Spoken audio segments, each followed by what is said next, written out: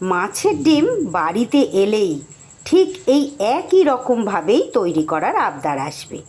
এই রেসিপি দেখার পর যদি বাড়িতে আপনি একবার ট্রাই করেন, আপনার বাড়িতেও এই একই আবদার আসবে বারবার।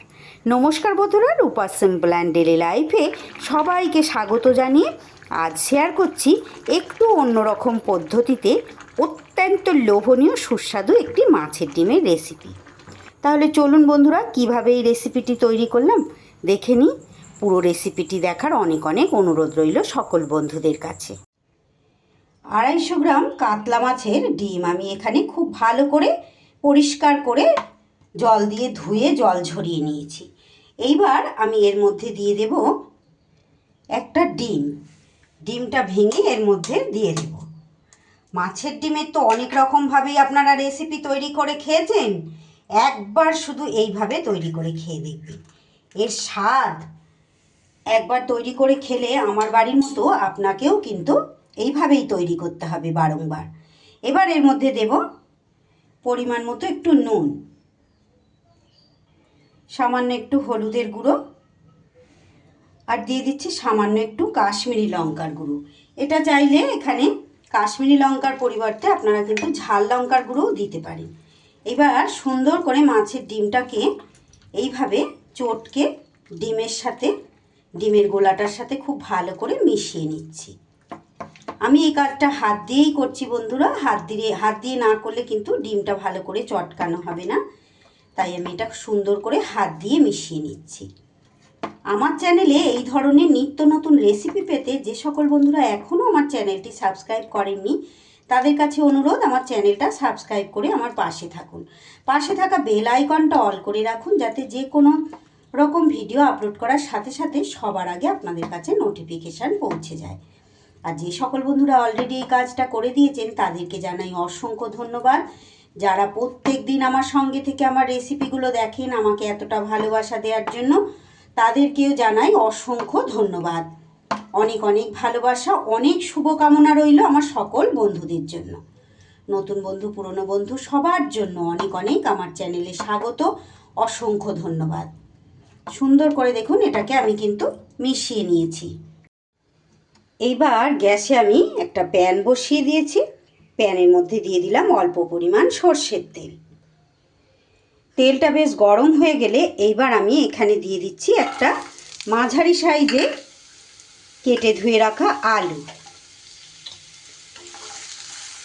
যেভাবে আমরা আলু ভাজা খাই না, ঠিক সেইভাবে একটু সরু সরু করে আমি কেটে নিয়েছি।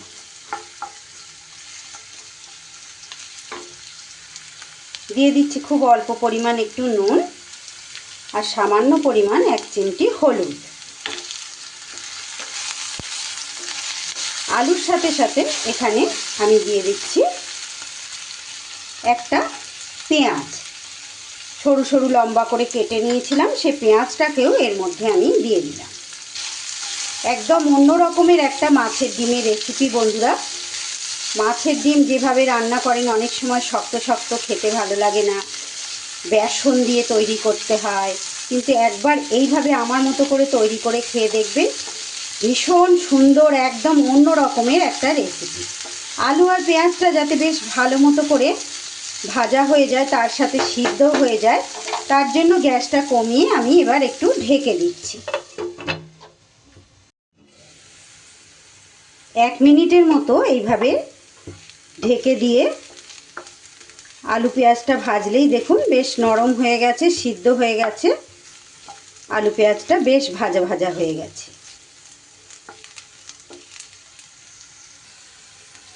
এবার আলু পেঁয়াজটা কিন্তু সুন্দর করে চারিদিকে এইভাবে ছড়িয়ে দিতে হবে। সুন্দর করে একই রকম করে ছড়িয়ে দিয়ে এইবার যে মাছের ডিম আর এমনি ডিমের যে গোলাটা তৈরি করেছিলাম সেইটা এইভাবে আস্তে আস্তে করে সমানভাবে ছড়িয়ে কিন্তু চারপাশে এইভাবে দিয়ে দিতে হবে।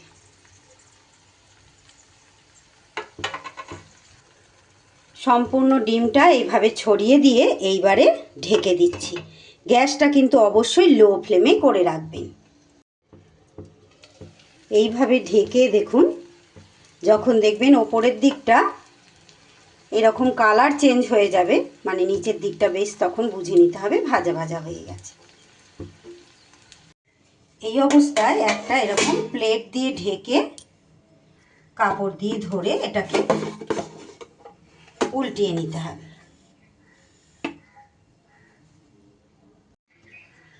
অপর দিকটা ভাজার জন্য আবারও আমি একটু এদিকেও সর্ষের তেল দিয়ে দিলাম। এইবার অপর দিকটাও এইভাবে ভাজার জন্য দিয়ে দিচ্ছি। লো ফ্লেমে এদিকটাও কিন্তু ওরকম সুন্দর করে ভেজে নিতে হবে। অপর দিকটা ভাজতে কিন্তু খুব একটা বেশি সময় লাগেনি বন্ধুরা। একই রকম করে আবার উল্টে আমি প্লেটের মধ্যে নিয়ে নিয়েছি। একটু হালকা ঠান্ডা হলে এইবার ছুরি দিয়ে এটাকে পিস পিস করে কেটে নিচ্ছি। এমনি মাছের ডিম রান্না করলে দেখবেন অনেকটাই শক্ত শক্ত হয়ে যায়, খেতে অতটা ভালো লাগে না। এইভাবে আলুটা দিয়ে যদি করেন বেশ একটা নরম নরম সুন্দর হবে। আমার আজকের রেসিপি যদি আপনাদের ভালো লাগে বন্ধুরা, প্লিজ একটা লাইক করে দেবেন, ভিডিওর শেষে ছোট একটা কমেন্ট করে জানিয়ে যেতে কিন্তু ভুলবেন না যে আপনাদের কেমন লাগলো। আপনাদের কমেন্ট না পেলে তো আর আমি বুঝতে পারবো না যে সত্যি আপনাদের কতটা ভালো লেগেছে। ভালো যদি লাগে অবশ্যই বাড়িতে এভাবে ট্রাই করে দেখবেন। খুব ভালো লাগে এইভাবে তৈরি করলে মাছের ডিম, খুব টেস্টি টেস্টি হয় খেতে। অনেকটা পরিমাণে ভালো লাগলে একটু বন্ধু বান্ধব সকলের মাঝে শেয়ার করে দেবেন। এইভাবে টুকরো করে আমি কিন্তু পুরো ডিমটা কেটে নিচ্ছি। একদম অন্য রকমের একটা রেসিপি বন্ধুরা। মাছের ডিম কিন্তু খেতে আমরা কম বেশি সবাই খুব ভালোবাসি, তাই একই রকম একঘেয়ে না খেয়ে এইভাবে কিন্তু একবার অবশ্যই ট্রাই করে দেখতে পারেন।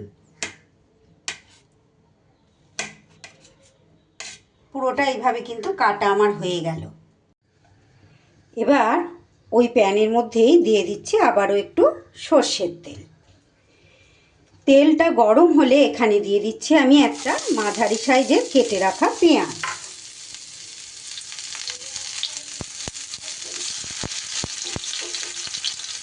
পেঁয়াজটা এদিকে একটু বেশ লাল লাল করে ভেজে নেব।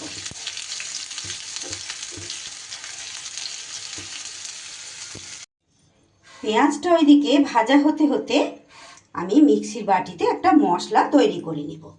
তার জন্য দিয়ে দিচ্ছি একটা ছোট সাইজের টমেটো। ঝালের জন্য এখানে আমি 3টে কাঁচা লঙ্কা নিয়ে নিয়েছি, আর দিয়ে দিচ্ছি কয়েকটা রসুন। তারই সাথে দিয়ে দেব বন্ধুরা এখানে 5টা বেশ মোটা মোটা গোটা কাজু, আর নিয়ে নিচ্ছি এখানে 1 চা চামচের মতো সর্ষে। কালো সর্ষে নিয়েছি, আপনারা সাদা সর্ষেও নিতে পারেন। এইবার একটু জল দিয়ে সুন্দর মিহি পেস্ট একটা তৈরি করে নিলাম। এদিকে দেখুন পেঁয়াজটাও কিন্তু বেশ সুন্দর করে লাল লাল করে আমার ভাজা হয়ে গেছে। এইবার এই পর্যায়ে যে মশলার পেস্টটা আমি তৈরি করলাম সেই পুরো মশলাটা কিন্তু আমি দিয়ে দিলাম। মশলাটা দিয়ে খুব ভালো করে মশলাটা কিন্তু এবার কষিয়ে নিতে হবে। মিক্সির বাটিটা ধুয়েও অল্প পরিমাণ একটু জল এখানে আমি অ্যাড করে দিলাম।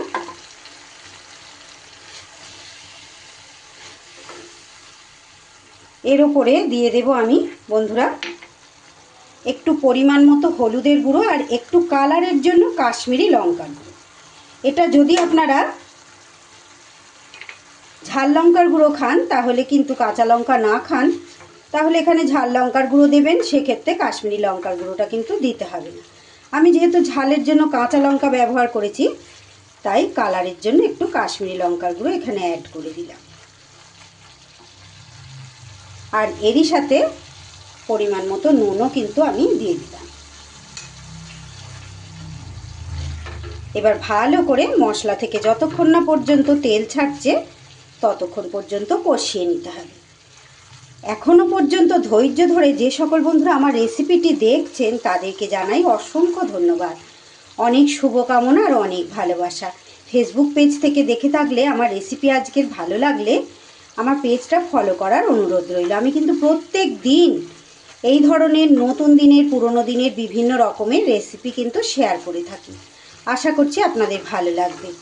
আর ইউটিউব থেকেও যারা দেখছেন, যদি আমার রেসিপি ভালো লাগে বন্ধুরা, এখনও চ্যানেল সাবস্ক্রাইব করে না থাকেন, অবশ্যই চ্যানেলটা সাবস্ক্রাইব করে আমার পাশে থাকুন। মশলা কিন্তু দেখুন খুব ভালো করে আমার কষানো হয়ে গেছে। মশলার মধ্যে যতটা জলীয় অংশ ছিল পুরো কিন্তু শুকিয়ে একদম কষা কষা হয়ে গেছে। এইবার এই পর্যায়ে দিয়ে দেব আমি জল।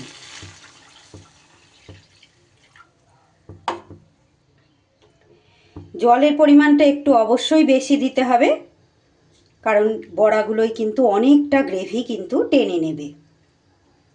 তাই পরিমাণ মতো বুঝে শুনে জলটা কিন্তু দিতে হবে। একটু তো মাখা মাখা হবে তরকারিটা, তাই না? আর যেহেতু দুপুরবেলা ভাতের সাথে খাবো, একটু তো ঝোল রাখতে হবে। ঢাকা চাপা দিয়ে বেশ ভালো করে 2 থেকে 3 মিনিট গ্রেভি কিন্তু আমি ফুটিয়ে নিয়েছি। এইবার গ্রেভির মধ্যে ভেজে রাখা ডিমের টুকরোগুলো দিয়ে দেব।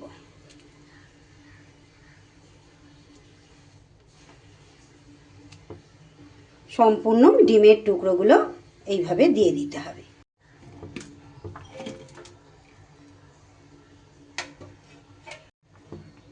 সব ডিমের টুকরোগুলো দিয়ে দেওয়ার পর এখানে দিয়ে দিচ্ছি আমি একটু গুঁড়ো গরম মশলা।